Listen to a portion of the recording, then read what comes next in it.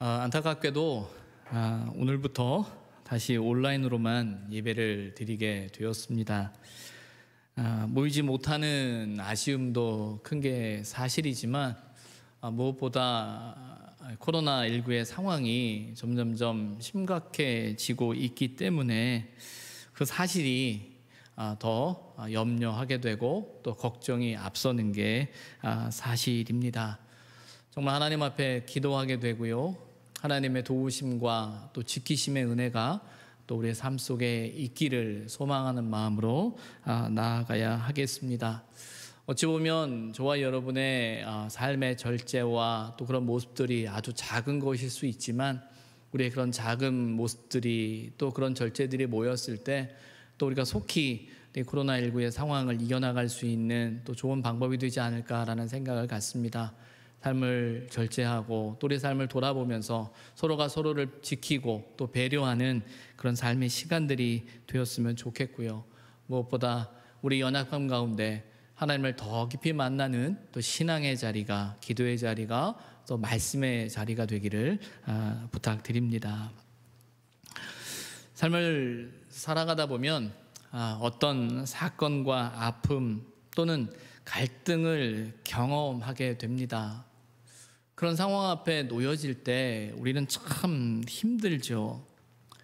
가능하면 그런 일이 없기를 바라는 게 우리의 마음이겠으나 현실은 그렇지 않다라는 사실을 인정할 수밖에 없습니다. 하지만 하나님을 믿는 사람들에게 있어서는 어떤 면에서는 똑같은 고난과 고통과 아픔일지 모르겠지만 그 속에서 우리에게 말씀하시는 하나님의 음성이 있음을 우리는 알지요. 단지 아픔과 갈등으로 끝나는 것이 아니라, 고통과 상처로 끝나는 것이 아니라 우리의 삶을 돌아봄으로 그 삶의 상황 속에서 하나님을 바라보게 된다라는 거예요. 때로는 조금은 흩어졌던 우리의 삶의 모습이라면 우리의 삶을 수정하게 될 것이고요, 때로는 우리가 마땅히 걸어가야 할 신앙의 자리인 줄 재확인하게 된다면 어렵고 힘든 중에도 그 삶을 견뎌낼 수 있는 이유를 우리는 찾게 되는 것이지요. 그런데 여기서 중요한 것이 있습니다. 방향이고 기준인데, 그 방향과 기준이 어디냐라는 거죠. 내가 아니라 하나님이란 사실을 우리는 잊지 말아야 합니다. 끊임없이 하나님의 뜻을 구하고 또 하나님의 생각을 찾고 하나님이 말씀하신 그 기준 속에 우리가 있는지, 또 하나님 우리에게 말씀하시는 그 삶의 걸음을 걸어가고 있는지 우리는 다시금 우리 자신을 돌아보게 된다라는 것입니다. 예수님의 공생에는 참 많은 충돌과 갈등이 있었음을 우리가 압니다. 그런데 중요한 건 그 충돌과 갈등이 단지 자신의 능력과 권세와 자신의 이름을 나타내기 위한 것이 아니었음을 우리가 알죠. 그 많은 갈등 속에서, 그 많은 충돌 속에서 예수님은 끊임없이 하나님의 말씀을 온전히 세워가고자 하는 그 노력들이 있었음을, 그 과정이었음을 우리는 말씀을 통해서 알게 됩니다.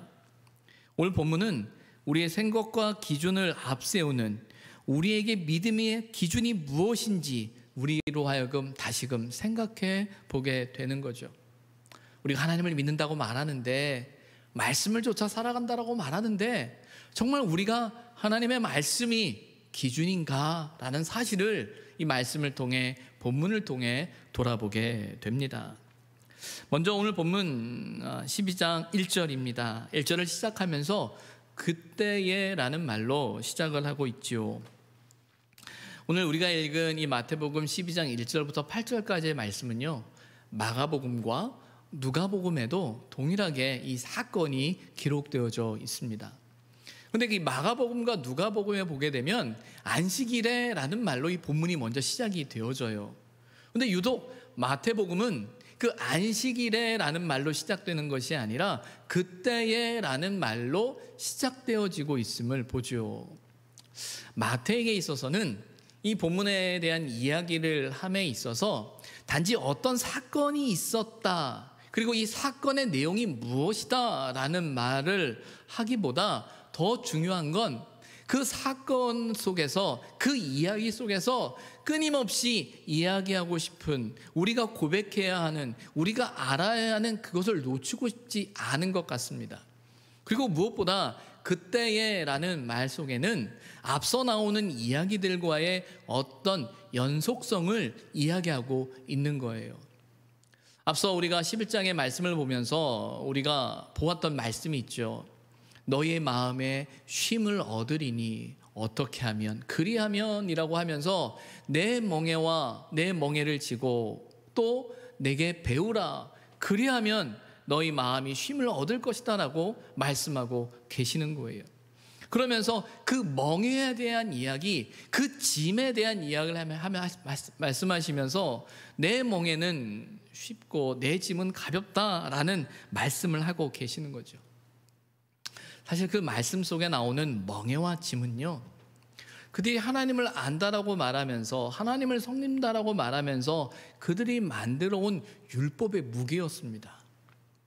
하나님을 섬기는 일은, 하나님 앞에 서는 일은, 하나님 앞에 예배하는 일은, 하나님 앞에 살아가는 일은 이런 것이다 라는 수없이 많은 어떤 율법과 규칙 속에서 어느덧 그것이 무게가 되어버린 거예요. 멍에가 되어버린 거예요. 짐이 되어버린 거예요.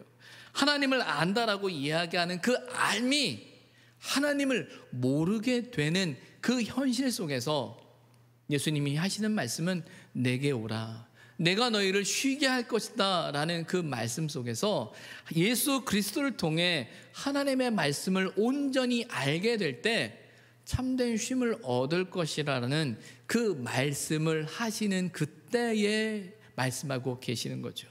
그러면서 그때에 대한 이야기를 오늘 말씀과 연결시켜서 우리가 왜 자유하지 못하는가, 우리의 수고하고 무거운 짐이 무엇인가에 대한 이야기를 오늘 본문에서 말씀하고 계시는 거예요. 1절 말씀 이렇게 말하죠. 예수께서 안식일에 밀밭 사이로 가실새 제자들이 시장하여 이삭을 잘라 먹으니 라고 말합니다. 제자들이 시장에서 배가 고파서 이삭을 잘라 먹었다라고 말합니다. 무엇보다 그들의 가는 걸음이 밀밭 사이를 가는 길이에요. 그러니까 손을 뻗으면 그 이삭이 손에 들어오는 거겠죠. 단지 제자들이 이삭을 잘라 먹은 것이 문제가 되는 게 아니죠. 왜냐하면 그때 당시에 그 연약하고 사회적인 약자들을 위해서, 고아와 과부들을 위해서 추수를 할 때 그 변두리에 있는 것을 남겨두는 예가 있었어요. 왜냐하면 그들에게서 도움을 주기 위한 그 배려였죠. 그런 면에서 제자들이 밀밭 사이를 가면서 그 손에 들어온 한 움큼의 이삭을 따는 일은 문제가 되지 않았어요. 근데 중요한 건 오늘 본문이 이야기하는 것처럼 그때가 언제라고요? 안식일이라는 겁니다. 안식일이라는 거. 이어지는 2절에 이렇게 이야기하죠. 바리새인들이 보고 예수께 말하되 보시오, 당신의 제자들이 안식일에 하지 못할 일을 하나이다. 그 상황을 바리새인들이 본 겁니다. 그러면서 바리새인들이 예수님께 말하는데 보시오, 당신의 제자들이 안식일에 하지 못할 일을 하고 있습니다 라고 말하고 있다는 거예요. 안식일엔 해서는 안 되는, 안식일에 해서는 안 되는 그 일을 당신의 제자들이 하고 있는데 어떻게 된 일입니까? 왜 안식일을 범하고 있습니까? 왜 안식일을 하나님의 말씀대로 율법대로 지키지 않습니까? 라고 질문하고 있는 겁니다. 구약에 있어서, 유대인들에게 있어서 가장 하나님의 말씀의 모체가 되는 것은 모세를 통해 주신 율법입니다. 근데 유대인들은 단지 그 율법의 말씀을 듣기보다 율법을 다 온전히 깨닫지 못하기 때문에 그 율법이 해석되어져서 구전되어진 책이 있어요. 그게 뭐냐면 미드라시라는 겁니다. 그래서 그 미드라시는요, 그 토라, 그 모세의 율법에 대한 자세한 설명이 나와 있는 책이 미드라시예요. 일종의 저희가 성경을 볼 때 보는 주석처럼 그런 의미를 갖는 게 이제 미드라시죠. 그리고 이 미드라시라는 이 책을 주제를 6가지로 구분을 해서 분류를 해서 또 집대성한 책이 있는데 그게 미시나라는 겁니다. 미시나라는 거예요. 그래서 수없이 많은 율법의 여러 가지 해석들을 크게 6가지 주제로 나누어서 정리를 했다라고 이야기를 해요. 그리고 그와 함께 게마라라는 책이 있는데 그 미시나가 집대성해 놓은 그 내용의 의미들을 다시금 설명한 책이 게마라라는 책이라고 합니다.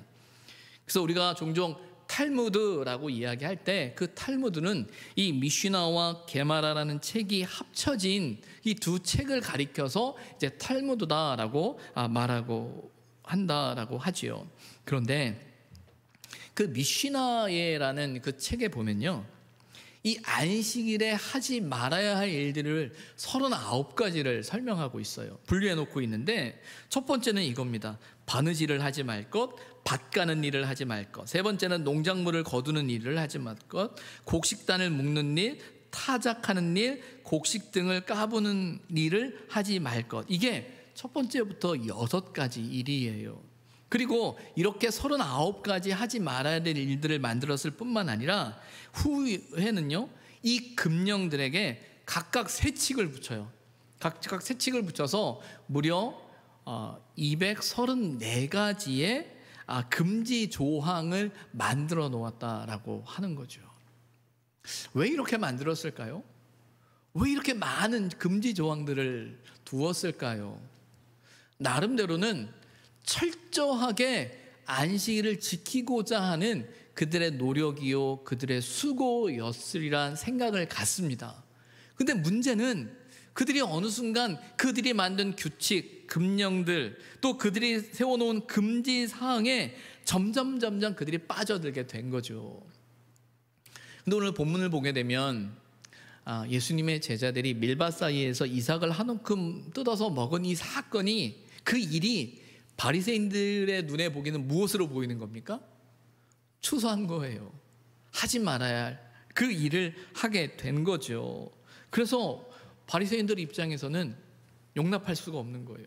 안식일을 범했다라고 이야기하고 생각하고 있는 거죠. 그러면서 예수님께 따지는 겁니다. 이어지는 3절 말씀에 보게 되면 그런 바리새인들의 그 모습 앞에서 예수님의 대답은 이겁니다. 다윗에 대한 이야기를 하고 있고요.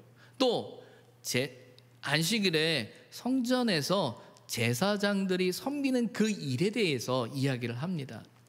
첫 번째 다윗에 대한 이야기는 다윗이 사울 왕에게 쫓겨서 함께 도망갈 때 그와 함께 했던 사람들이 허기진 배로 아비멜렉을 찾아가게 됩니다. 그 아비멜렉을 통해서 성전에서 제사 드렸던 그 제사장들만이 먹을 수 있는 진설병을 먹는 사건을 언급해요. 그게 사무엘상 21장에 나오는 이야기인데, 이 진설병이라는 것은 무엇이냐면 제사장들이 이스라엘 백성, 이스라엘의 12지파를 상징하는 12덩이의 떡을 늘 성소에다가 두는 겁니다. 그래서 안식일마다 그 떡을 바꿔요. 교체를 해요. 그리고 남은 떡은 제사장들만 먹을 수 있었던 거거든요. 근데 사무엘상 21장에 보게 되면 다윗과 그와 함께 했던 사람들이 그 진설병으로 그들의 허기를 달래는 장면이 나온다라는 거죠. 그래서 그 사건을 예수님이 아시는 거예요. 그래서 그들에게 이야기하는 거예요. 너희는 다윗에 대한 이야기를 들어보지 못했느냐라고 이야기하죠. 또 5절에 보게 되면 안식일에 제사장들이 성전에서 섬기는 일들을 기억하지 않느냐, 그들이 어떤 면에서는 불을 킬 뿐만 아니라 물건을 옮기고 행하는 그런 일들을 볼 때 그들을 향해서 안식일을 범했다라고 말하지 않지 않느냐라고 반문하고 계시는 거예요. 예수님은 단지 예외 조항을 찾아서 아니 이럴 수도 있는 거야 라고 말씀을 하고 싶은 게 아니었죠. 정확하게 이어지는 6절에 이렇게 이야기합니다. 성전보다 더 큰 이가 여기 있다라고 말씀하고 있는 거예요. 성전보다 더 큰 이가 있다라는 이 표현, 이스라엘 백성에게 있어서 성전은 너무나 중요한 신앙의 상징성을 갖고 있어요. 특별히 바벨론 포로 이후에 바벨론에서 70년간 포로 생활을 하고 다시금 예루살렘으로 귀환했을 때 그들 마음속에 큰 깨달음이 있었습니다. 나라가 이렇게 망하게 되고 우리가 이 포로 가운데 고생을 하며 다시금 하나님의 은혜로 우리가 예루살렘 땅으로 돌아왔는데 우리가 이렇게 살면 안 되겠다. 과거에 우리가 행했던 이 삶의 모습을 그대로 답습하다가는 우리에게도 또 다른 멸망이 심판이 있을 것이다라는 그런 긴장이, 영적인 각성이, 깨달음이 있었습니다. 그래서 그들이 다시금 돌아와서 성전을 지으면서 하나님의 성전과 또 제사와 하나님의 율법을 너무나 중요하게 여기게 된 거예요. 할 수만 있으면 철저히 하나님의 말씀대로, 율법대로 살아야 된다, 지켜야 한다라는 생각을 갖게 된 거죠. 그 당시에 그 일을 앞서갔던 사람들이 서기관들인데, 이 서기관들이 그 바리새인의 전신이 되는 겁니다. 그래서 그 바리새인들이, 신약에 설명되어진 이 바리새인들의 모습은 그 뿌리를 갖고 있는 거예요. 어떻게든지 철저하게 율법을 지키고자 하는 그 수고와 그 노력들. 그래서 앞서 나왔던 미시나에 대한 이야기나 또 거기에 안식일을 39가지로 금지 조항을 만들 뿐만 아니라 더 나아가서 세부 규칙들 234가지의 금지 사항들을 만들어 놓은 이유는 어떻게든지 안식일을 범하지 않고자 하는 그들의 신앙의 열심으로 이해되어질 수 있어요. 그렇게 받아들일 수 있어요. 그런데 오늘 예수님이 하시는 말씀은 성전보다 더 큰 이가 여기에 있다라고 말씀하고 계시는 거죠. 그러면서 이어지는 7절 말씀에는 나는 자비를 원하고 제사를 원하지 아니한다라고 말합니다. 이 말씀은 호세아서의 말씀을 인용하고 있는 거예요. 이 호세아서는 그 남유다나 북이스라엘이 멸망하기 전에 외쳤던 선지자예요. 그 선지자의 외침은 우리가 하나님을 떠나 있다, 하나님 앞에 돌아와야 된다, 하나님의 끊임없는 그 사랑을 다시금 기억하며 돌아와야만 심판을 받지 않는다라는 그 외침을 가졌던 사람이거든요. 그러면서 그가 하는 말이, 그들이 하나님 앞에 제사를 드리고 제물을 드리고 절기를 지키고 하나님 앞에 나오지만 그들이 하나님의 말씀대로 살아가지 못한다라는 거예요. 내가 원하는 건 너희 중심에 너희 마음대로 너희 만족을 위해서 드려진 제사가 아니라 하나님 아버지의 마음을 온전히 깨달아 아는 그 자비함이다라는 그 외침이 이 표현 속에 담긴 거예요. 그런데 이 6절에 나오는 성전에 대한 이야기와 이 7절에 나오는 이 자비에 대한 이야기는 공통점이 있습니다. 어떤 면에서는 포로 전, 포로 후라는 시대적인 상황이 다른 어떤 배경을 갖고 있는 것처럼 보이지만 같은 내용은 뭐냐면 우리가 하나님의 뜻 가운데 살아가지 못하고 있다는 거예요. 하나님의 말씀이 기준이 되지 못하고 있다는 거죠. 정말 하나님이 원하시는 일이 무엇인지 알지 못하고 있다라고 지적하고 계시는 거예요. 7절에 이렇게 이야기하죠. 너희가 알았더라면 무죄한 자를 정죄하지 아니하였으리라. 지금 바리새인들이 제자들을 정죄하고 있고 그들이 가지고 있는 율법과 원칙을 가지고 많은 사람들을 정죄하고 있었는데, 너희가 하나님의 말씀을 온전히 알았다라면 그들을 정죄하지 않을 것이다 라고 말씀하고 계시는 거죠. 그러면서 8절에 이렇게 말합니다. 인자는 안식일의 주인이라. 앞서서 다윗에 대한 이야기, 또 제사장과 성전에 대한 이야기, 이 이야기들은 너무나 중요한 그들이 가지고 있는 신앙의 고백과 연관이 되어지거든요. 특별히 안식일이라고 말하는 이 안식일의 개념은 앞서서 말씀드린 것처럼 그들에게서는 너무나 중요한 신앙의 고백이에요. 그래서 유대인 하면 그들의 특징은 뭐냐면 두 가지예요. 하나는 할례고 두 번째는 안식일을 지킨다는 거죠. 오늘 본문에 그 안식일의 주인이 나다라고 이야기를 하는 이 말씀은요, 아마 바리새인들에게는 우리가 상상할 수 없는 어떤 큰 충격으로 다가온 거예요. 앞선 9장의 말씀에 보게 되면 죄 사함의 권세가 내게 있느냐라는 어떤 질문들 속에서의 갈등들, 금식하지 않는 것에 대한 갈등들, 어떤 그런 갈등의 모습을 우리가 보잖아요.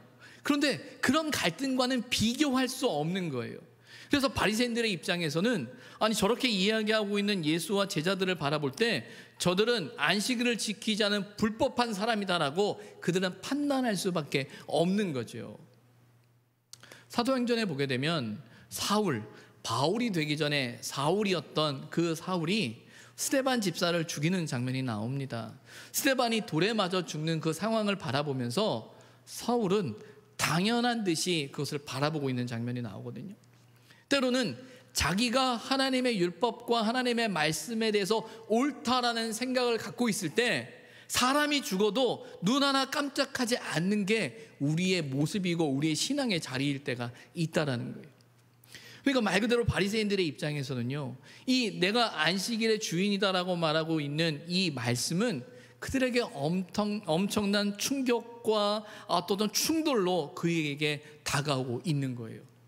근데 중요한 건 예수님은 그 유대인들이 가지고 있는, 바리새인들이 가지고 있는 그 생각이 깨져야만 하나님을 온전히 만날 수 있음을 이야기하고 있다라는 거죠. 신앙생활을 함에 있어서 우리가 더 깊이 하나님을 알아가고 하나님의 말씀 앞에 설 수 있는 방법 중에 하나는요, 이 충돌을 경험하는 거예요. 힘들죠.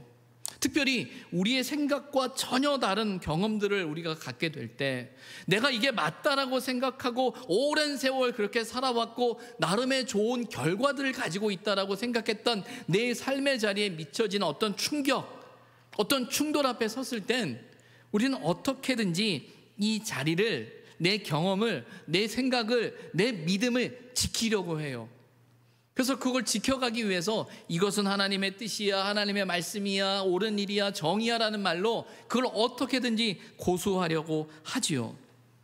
근데 여러분, 신앙생활은요, 우리가 알고 있는 지식, 경험, 때로는 고집, 확신을 견고히 붙들어가는 것만이 신앙생활이 아닙니다. 물론 그것을 지켜내는 것이 중요한데 더 중요한 건 뭐냐면 그 과정 속에서 하나님의 사랑의 크기를 경험하는 과정이, 그런 시간이 우리에게 필요하다는 거예요. 내가 지켜내는 신앙의 자리 속에서 우리는 무엇을 알아야 되냐면 하나님의 사랑이 경험되어져야 하는 거예요. 그러나 바리새인의 모습 속에서, 오늘 성경 속에서, 또 우리가 앞으로 읽어 내려가는 이 성경 속에서 빚어지는 예수님과 충돌되어지는 사람들의 이야기 속엔 하나님의 사랑이 나타나지 않아요. 인간의 고집이 나타나고요, 그들의 경험이 나타나고요, 그들의 생각이 나타나죠. 그들의 생각 안에, 그들이 가지고 있는 그 틀 안에 하나님의 말씀을 집어넣습니다. 그들이 생각하고 그들이 만들어 놓은 규칙 안에 하나님의 말씀을, 하나님의 뜻을, 하나님을 집어넣어요. 그래서 그 안에 들어오면 하나님인데 그 안에 들어오지 않으면 하나님이 아닌 것처럼 만들어버리는 그 상황을 우리는 보고 있는 거죠. 여러분, 이 모습이 바리새인들만의 모습일까요? 이런 상황이 바리새인들만의 상황일까요? 인자는 안식일의 주인이다라는 말이 갖는 어떤 그 충격은 우리도 종종 경험합니다. 왜? 우리가 가지고 있는 신앙의 자리가 있잖아요. 저와 여러분이 가지고 있는 신앙의 경험들이 있잖아요. 내가 지금까지 나를 버티게 하는 신앙의 자리가 있단 말이에요. 근데 여러분, 그것이 깨어지게 되면요, 어떤 일로 인해서 도전되어지게 되면요, 그것이 송두리째 뽑히게 되면요, 흔들리게 되면요, 그럼 하나님이 안 계신 건가요? 하나님이 역사하지 않는 건가요? 중요한 건 내가 생각하는 그 틀이, 그 모습이 깨어져도요, 중요한 건 하나님이 계신다라는 거예요. 하나님이 일하고 계신다라는 거예요. 그럼 무엇이겠습니까? 깨어지는, 충돌되어지는 이 삶의 상황 속에 우리가 다시금 하나님을 온전히 바라볼 수 있는 겸손함이, 고백이 있어야 되는 거예요. 고집이, 우리의 경험이, 우리의 판단이 우리를 살리는 것이 아니라 깨어지는 그 상황 앞에서 우리가 하나님의 은혜가 아니면 살아갈 수 없다라는 그 사실을 다시금 고백하면서 하나님 앞에 나아가는 신앙의 결단과 신앙의 고백이 중요한 거죠. 그래서 무엇보다 우리의 신앙의 방향과 기준이 무엇인가, 내 자신인가 하나님인가 라는 이 질문 앞에 우리는 분명한 대답을 가져야 하는 거예요. 우리는 무엇보다 우리의 감정과 우리 상황에 집중하는 경향이 있어요. 그래서 내 감정과 내 상황에 집중하다 보면 그것이 모든 판단의 기준이 될 때가 있다라는 거예요. 그러나 여러분, 신앙은 감정이 태도가 되어서는 안 되는 거예요. 제가 요즘 보고 있는 책이 이런 제목의 책이 있어요. 기분이 태도가 되지 않게라는 책이에요. 우리의 기분이 태도가 되지 않게. 우리 종종 우리가 가지고 있는 어떤 기분이 좋으면 좋은 모습으로, 나쁘면 나쁜 모습으로 당연한 거다라고 생각을 갖고 있는데, 이 책 속에서는 그게 아니라는 거죠. 성숙한 사람일수록 그 기분이 태도로 나타나지 않아야 한다라고 이야기를 하는 거예요. 제가 그 책을 읽어 내려가면서 믿는 사람들은 더 그게 필요하다라는 생각을 갖습니다. 왜 그러냐면, 믿음을 가지고 있는 사람들은 무엇보다 우리의 감정이나 우리의 생각이나 감정이 앞서기 전에 하나님을 향한 그 믿음, 무엇보다 하나님에 대한 고백이 앞서야 하는 사람들이거든요. 속상할 수 있고 힘들 수 있고 아플 수 있어요. 때로는 하나님의 역사하심 앞에서 하나님의 살아계심을 믿지만 이해되어지지 않는 삶의 경험을 할 때가 있죠. 우리가 어떻게 다 이해할 수 있겠습니까? 우리가 어떻게 다 알 수 있겠습니까? 그러나 우리의 믿음은 뭐냐면, 그 가운데 하나님이 계신다라는 신앙의 고백이 저와 여러분에게 필요하다라는 거예요. 그런 면에서 오늘 본문에 나오는 안식일의 주인이라는 이 말씀의 제목은요, 인자는 안식일의 주인이다라는 이 말씀은요, 우리 신앙의 중심이, 우리 신앙의 주인이 정말 하나님인가? 라는 그 질문을 우리에게 던지고 있는 거예요. 내가 하나님을 믿고 있다 생각하고, 내가 오랜 세월, 오랜 시간 내가 하나님을 신앙하며 살아가고 있고, 그 속에서 하나님을 경험하는 많은 신앙의 경험들과 체험들 속에서 내 믿음이 갖고 있는, 내가 가지고 있는 그 확신이 이것이다라고 말할 수 있을 때, 우리도 모르는 사이에 그 믿음이 내 믿음이 되거나 내 신앙이 될 수 있고, 그 신앙의 주인이 나도 모르게 내가 될 수 있다라는 거예요. 그러나 분명한 건 우리 신앙의 주인은 하나님이셔야 합니다. 하나님의 기준 앞에 살아가는 우리의 삶의 자리 되어야 한다라는 거예요. 한 지인과 이런 대화를 나누었어요. 그분은 사진 전문가입니다. 사진 전문가고 오랫동안 사진을 찍어왔던 분이기 때문에 사진에 대해서 너무나 잘 아시는 분이에요. 근데 그분께 지인을 통해서 이런 제안이 있었대요. 영화 촬영 감독을 좀 했으면 좋겠다라는 제안을 받으셨다라는 거예요. 근데 분명한 건 늘 평생 사진만 찍던 분인데 영화의 촬영 감독이 된다는 건 전혀 다른 차원의 이야기거든요. 그래서 그분께서 저한테 당신이 그런 상황을 이야기하면서 기도해달라고 이야기하실 때, 목사님 이런 일이 있는데 이런 제안을 받게 됐어요 라고 하면서 이야기할 때 제 속으로는, 그게 가능한 일이야? 아니, 한 번도 안 해본 일인데 그게 가능해? 라는 생각을 가지면서, 야, 이게 도대체 뭐지? 라는 생각을 가졌던 게 사실이에요. 근데 다행인 건 무사히 영화 촬영이 다 끝났어요. 다 마쳤다라는 이야기를 들었습니다. 그래서 그 얘기를 들으면서도, 야, 정말 신기하다라고 할 정도인데, 이제 그분께서 끝나고 나서 당신이 있었던 이야기를 저에게 하시면서, 밖에서 보는 것과 안에서 보는 게 정말 달라요 라고 말씀하시면서 당신의 경험을 이야기하시는 거죠. 그 경험은 뭐였냐면, 그 현장에서 갖는 어떤 텃세, 때로는 사람들 속에서 빚어지는, 왜냐하면 처음 하는 일이다 보니까 사람들이 자신을 바라보는 시기 어린 시선 앞에서 너무나 쉽지 않았다라는 거예요. 그래서 그 시간들이 너무나 힘들어서 어느 순간에는 내가 이거 그만둬야겠다, 나 이거 못하겠다 라고 말하고 싶은 그 생각까지 갔었는데, 그때 그분 마음속에 이런 생각이 들었다라는 거예요. 그렇지, 이 일이 하나님이 시작한 일인데, 내가 선택해서 내가 만들어서 내가 여기까지 온 게 아니라 하나님이 하신 일이라는 걸 내가 아는데 어떻게 내가 이 일을 끝낼 수 있겠냐라는 생각을 가지고 끝까지 버티셨다라는 거예요. 다행히 그 영화 촬영을 다 마치셨다라는 이야기를 제게 하면서, 끝나고 나서 함께 했던 스태프들이 자기를 위로하는 그 말들을 이렇게 보면서 하나님이 하고 계시는구나 라는 사실을 고백하면서 저에게 이야기를 하시는 거예요. 제가 그분의 이야기를 들으면서 우리가 하나님을 내 삶의 주인으로 모시고 살아간다는 게 무엇일까라고 할 때 바로 그분의 결단 속에 그 고백이 있다라고 생각이 들어요. 내가 하고 있는 이 일이 하나님의 일이라는 그 믿음이 있었기 때문에 그 믿음 속에서 내 감정이나 내 상황이 판단의 기준이 되는 것이 아니라 하나님이 판단의 기준이 된 거죠. 하나님의 일인데 어떻게 내가 끝낼 수 있는가? 하나님을 우리의 삶의 주인으로 모시고 살아간다고 하는 것은요, 내가 원하는 거, 내 기분대로 내가 바라는 거, 내가 소망하는 거, 그 모든 것을 다 이루시는 분이 하나님이다라는 것으로 살아가는 게 아니고요, 어떤 상황 속에서도 고난이 있고 아픔이 있고 연약함이 있다 할지라도 그 속에서 일하고 계시는 분이 하나님이라는 그 믿음을 가지고 그 하나님을 놓지 않고 살아가는 그 삶이 신앙의 자리죠. 고난이 있어도 아픔이 있어도 하나님이 있기 때문에 견뎌내는 그 삶의 자리라는 거예요.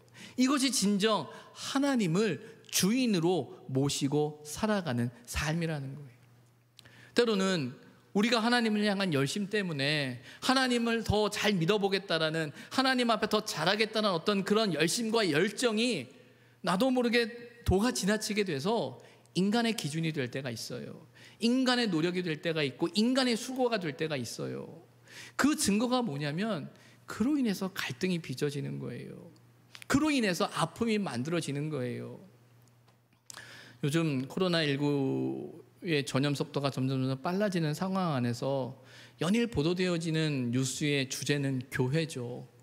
교회를 통해서 이 모든 일이 일어나는 것처럼 보도되어질 때 한편으로는 너무나 속상하고 너무나 답답합니다. 근데 어쩔 수가 없어요.